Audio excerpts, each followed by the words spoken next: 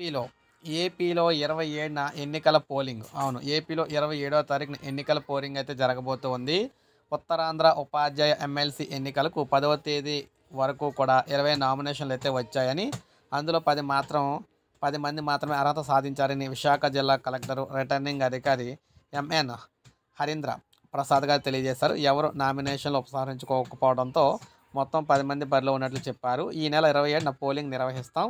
మొత్తం 22,493 మంది ఓట్లు ఉన్నారు. అందులో 13,580 మంది పురుషులు, 8,985 మంది మహిళలు ఉన్నారు. శ్రీకాకుళం, పార్వతీపురం మన్యం, విశాఖపట్నం, అనకాపల్లి, అల్లూరు సీతారామరాజు, విజయనగరం జిల్లాలో పోలింగ్ జరగనుంది. ఈ ఎన్నికలకు ముందు ఓటర్ల స్లిప్పులు అందిస్తున్నాం. మార్చి 3న ఏయూ ఇంజనీరింగ్ కాలేజీలో ఓటర్ల లెక్కింపు అయితే జరుగుతుంది.